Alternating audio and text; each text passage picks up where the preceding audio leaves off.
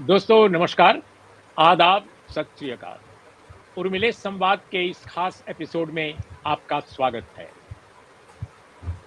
दोस्तों, जब से मोदी जी की सरकार तीसरी बार सत्ता में आई है, ये बात सही है कि उनके समर्थकों में भी, उनके शुभचिंतकों में भी, पार्टी के बड़े-बड़े नेताओं के अंदर भी वो पहले जैसा जोश नहीं दिखाई दे रहा है। बचाव के लिए चाहे जितनी बातें कही जाएँ, अपोज़िशन पर जितना आक्रामक हुआ जाए, लेकिन मुद्दों पर ये सरकार स्वयं बचाव की मुद्रा में है।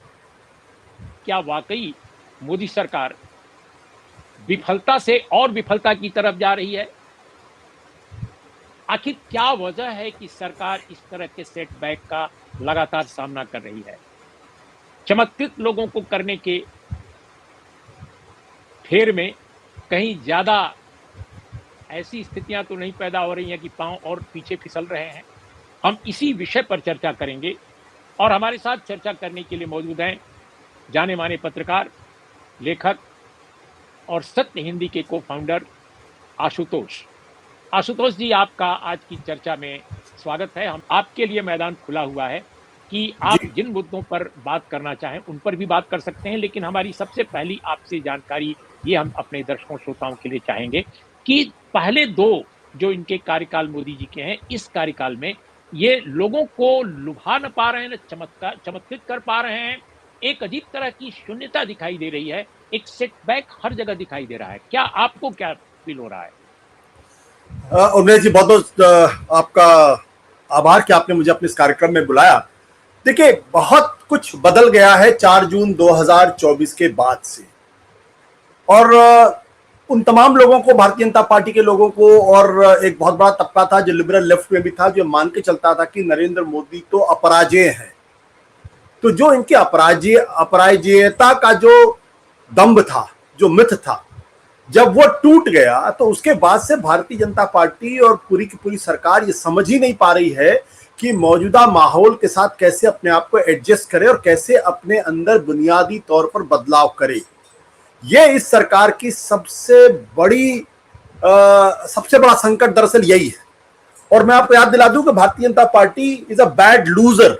और जब मैं ये कह रहा हूं तो बहुत ही जिम्मेदारी से इन शब्दों का इस्तेमाल कर रहा हूं, क्योंकि आपको ध्यान होगा कि 2004 में भी जब अटल बिहारी वाजपेयी, लाल कृष्ण आडवाणी जैसे शलाका पुरुषों के रहते हुए भी बीजेपी के जब 2004 में वो हार गए सोनिया गांधी के सामने, तो कई वर्ष उनको लगे थे इस बात को रियलाइज करने में कि दरअसल अब उनकी सरकार नहीं है, अब वो हार चुके हैं और केंद्र के अंदर अब मनमोहन सिंह की सरकार है, जिनको वो नेता भी नहीं मानते थे।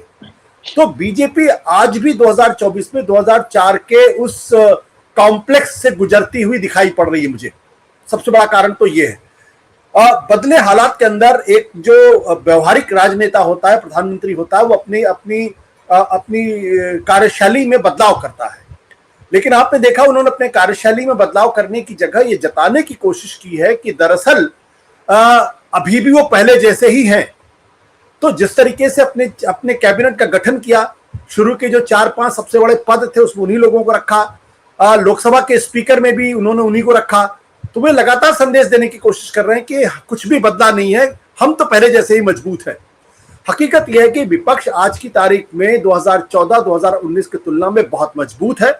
न केवल मजबूत है, बल्कि विचारधारा के स्तर पर भी उसके अंदर एक सोच डेवलप हुई है कि ये जो मौजूदा सरकार है, ये लोकतंत्र विरोधी सरकार है, संविधान विरोधी सरकार है, और इसका सामना हम सब लोगों को मिलकर करना पड़ेगा, नहीं तो भारत का लोकतंत्र बचेगा नहीं।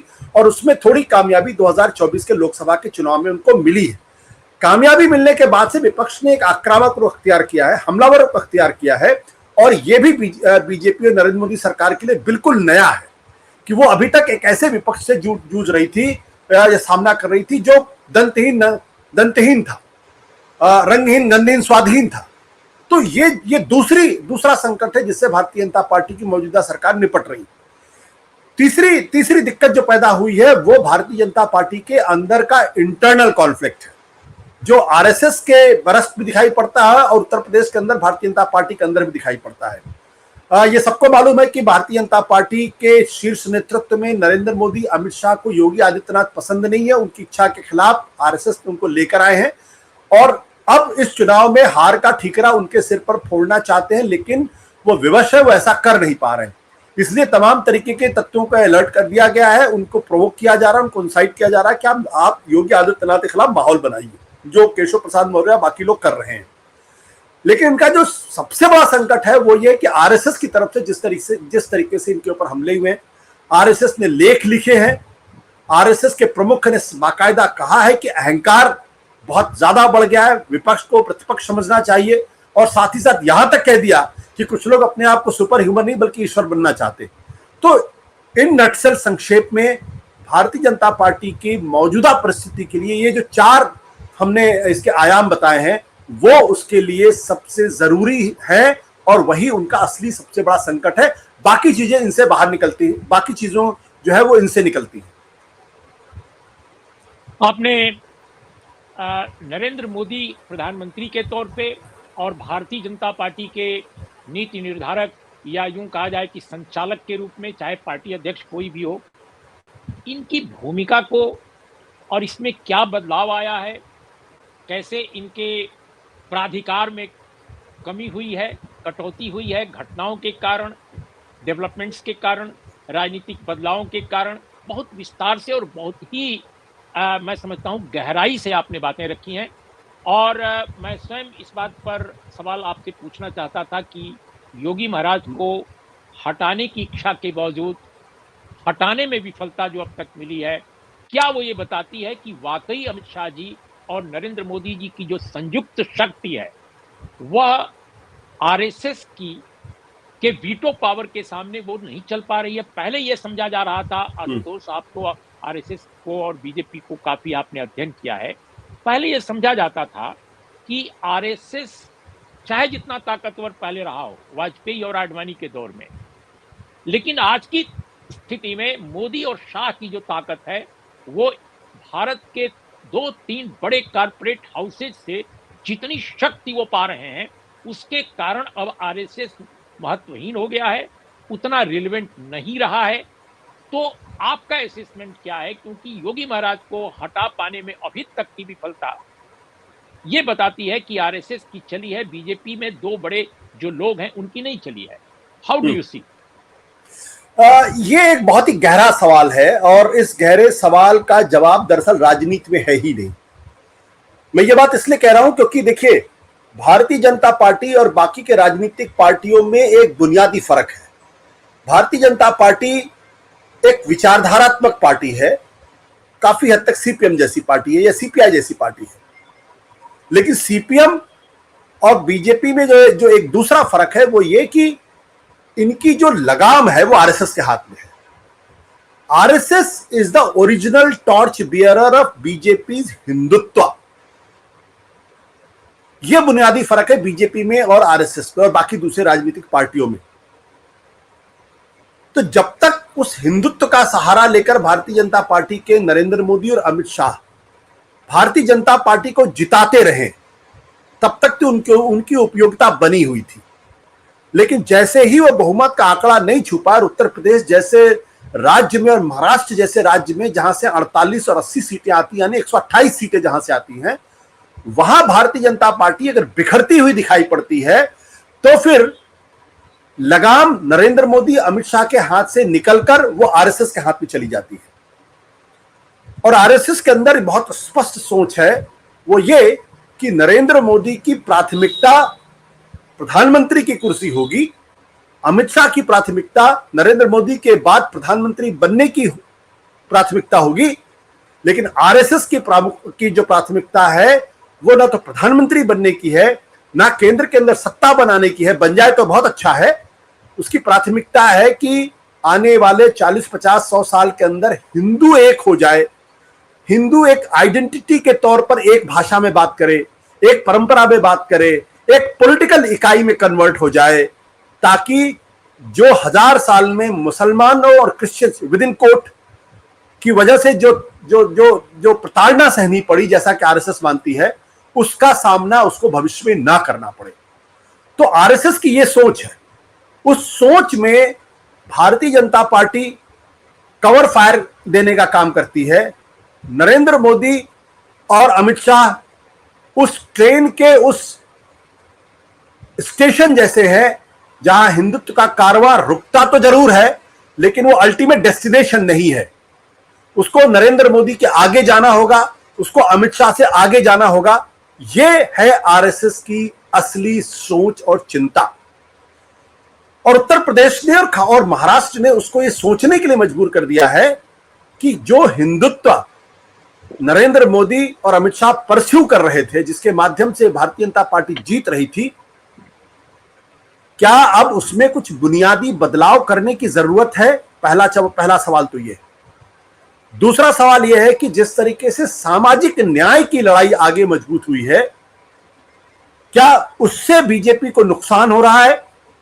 तीसरा, दलितों और पिछड़ों में हिंदुत्व को लेकर जो आकर्षण बना था वो टूट क्यों रहा है, वो कम क्यों रहा है? इन तीनों चीजों का परीक्षण करने के बाद ही आरएसएस ये तय करेगा कि उसको नरेंद्र मोदी को साथ लेकर चलना है या फिर योगी आदित्यनाथ को साथ लेकर चलना है। अगर वो ये समझेगी कि सामाजिक न्याय की लड़ाई एक मजबूत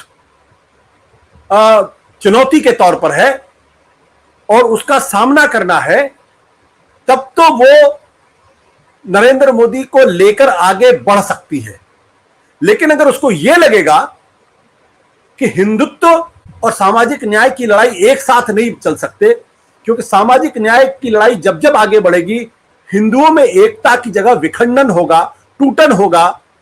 इसलिए उसे हिंदुत्व को मजबूत करना है, सामाजिक न्याय की जो चुनौती है उसका सामना करते हुए बढ़ना है, तब वो योगी आदित्यनाथ को लेकर आगे बढ़ेंगे। तो बीजेपी की आरएसएस की सबसे बड़ी दुविधा यही है कि वो सामाजिक न्याय का सामना कैसे करें और हिंदुत्व को नए सिरे से कैसे डिफाइन करते हुए आगे बढ़े। उसमें यह भी हो सकता है कि ना वो योगी आदित्यनाथ को लेकर आगे बढ़े, ना वो मोदी अमित शाह को लेकर आगे बढ़े, वो किसी तीसरे विकल्प के बारे में भी सोच सकते हैं। जैसे 2009 में आडवाणी को पूरी तरीके से जंक कर दिया और गैंग ऑफ फोर यानी अरुण जेटली, सुषमा स्वराज, अनंत कुमार, वेंकैया नायडू को किनारे कर दिया और नितिन गडकरी को लेकर सामने आए और मोदी को चुनाव का चेहरा बनाया। वो विकल्प भी बीजेपी देख सकती है। लेकिन जब तक इस पुल से बीजेपी गुजरेगी नहीं, तब तक कोई अंतिम फैसला ना तो उत्तर प्रदेश में होगा और ना ही नरेंद्र मोदी को फैसला लेने दिया जाएगा।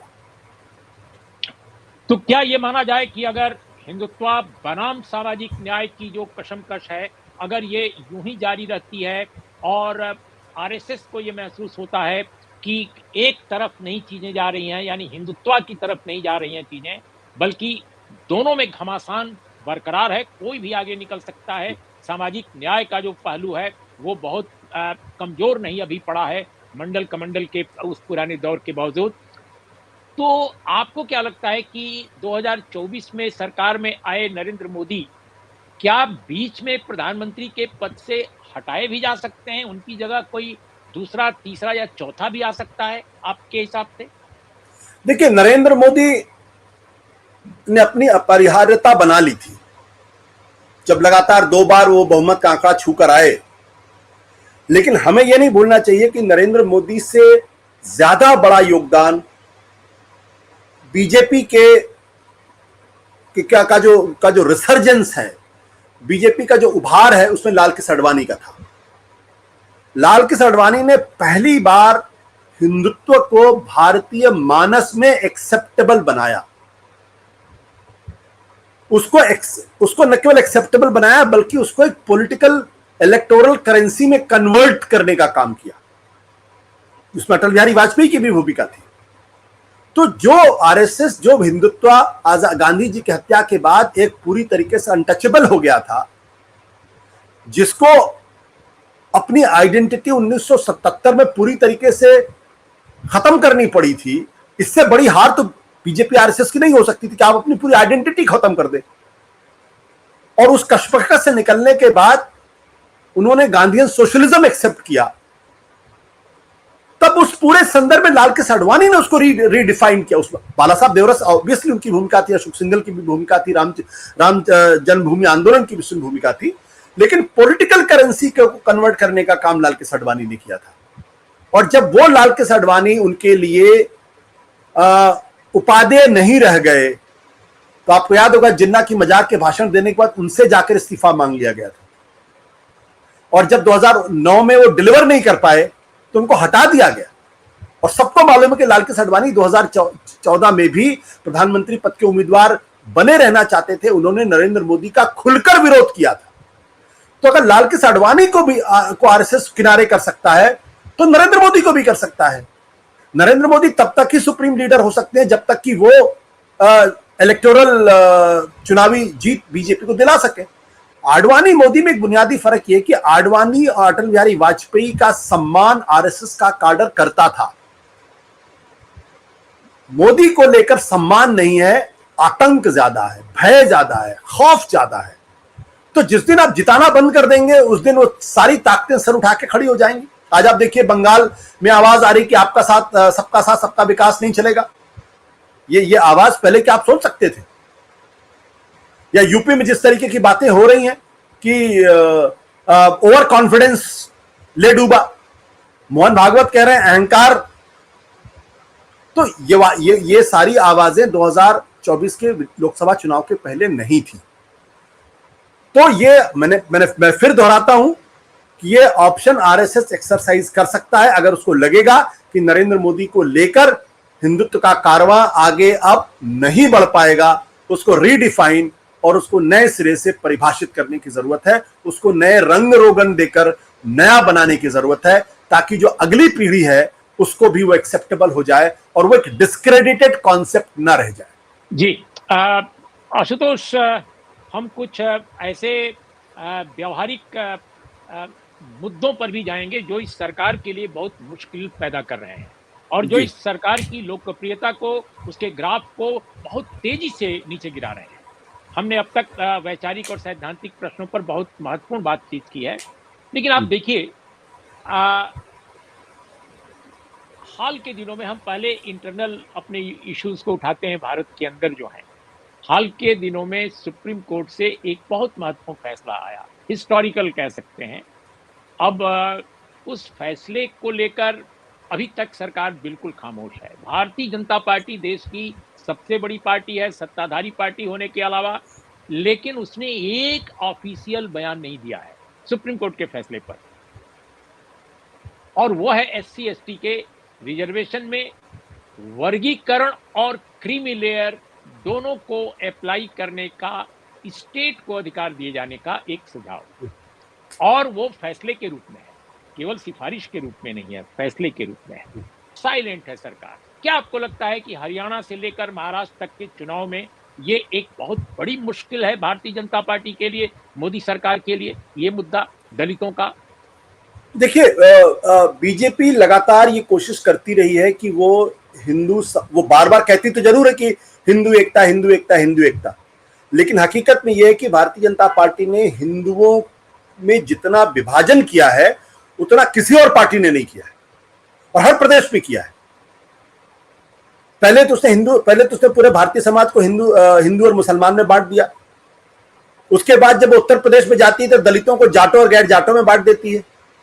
जब वो बैकवर्ड कम्युनिटी में जाती है तो यादव और गैर यादव में बांट देती है। जब वो हरियाणा में जाती है तो जाटों और गैर जाट में बांट देती है। झारखंड में जाती है तो आदिवासी और गैर आदिवासी में बांट देती है। यूपी के अंदर वो उत्तर प्रदेश, बिहार के लोगों और पंजाबियों के बीच में बांट देती है, और ये सब कॉन्शियसली करती है। वो इस चीज को वो बहुत कॉन्शियसली करती है, और इसमें कोई दुरा छुपा भी वो नहीं करती है।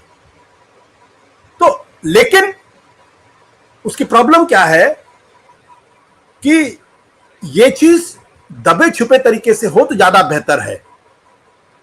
जब सुप्रीम कोर्ट का एक फैसला आ जाता है और उसमें दलितों के बीच में वर्गीकरण की बात आती है, तब भारतीय जनता पार्टी को सार्वजनिक स्तर पर एक स्टैंड लेना पड़ेगा। आप इसके साथ या इसके खिलाफ है। जैसे वो इसके साथ या खिलाफ फैसला करेंगे, वैसे दोनों तबकों में उसकी प्रतिक्रिया होगी। जो आरक्षण का फायदा जिनको मिला है उनके अंदर भी प्रतिक्रिया होगी, जिनको आरक्षण का फायदा नहीं मिला उनके अंदर भी प्रतिक्रिया होगी। बीजेपी इस प्रतिक्रिया से डरती है क्योंकि वो समझ नहीं पाती इसको हैंडल कैसे करें, क्योंकि उसके पास हर समस्या का एक ही इलाज है, हिंदू मुसलमान हिंदू मुसलमान हिंदू मुसलमान। तो हिंदू मुसलमान करके हिंदुओं को एकजुट करने की कोशिश करती है और जातिवाद करके उनको तोड़ने की कोशिश करती है। अब जिस तरीके से मायावती ने रिएक्ट किया, जिस तरीके से प्रकाश आंबेडकर ने रिएक्ट किया है, जिस तरीके से एलजेपी ने रिएक्ट किया है, ये परोक्ष या अपरोक्ष रूप से बीजेपी के समर्थक लोग हैं। तो इसको वो इग्नोर नहीं कर सकती, इसलिए उसके हाथ पैर फूले हुए हैं। और ये बीजेपी के लिए आने वाले समय में बहुत नुकसान देगा, क्योंकि जब कोई पार्टी किंग कर्तव्य विमूढ़ हो जाती है, तो जैसे कांग्रेस पार्टी मंडल कमीशन के ऊपर कोई स्पष्ट रुख नहीं अख्तियार कर पाई, या राम मंदिर में कोई स्पष्ट रुख अख्तियार नहीं कर पाई, तो जो हालत कांग्रेस की हुई थी, बीजेपी उस हालत में भी पहुंच सकती है अगर उसने आरक्षण के मसले पर, कास्ट सेंसस के ऊपर और सुप्रीम कोर्ट के फैसले पर स्पष्टता कोई स्टैंड नहीं लिया। तो बीच का रास्ता उसके लिए उपलब्ध ही नहीं है।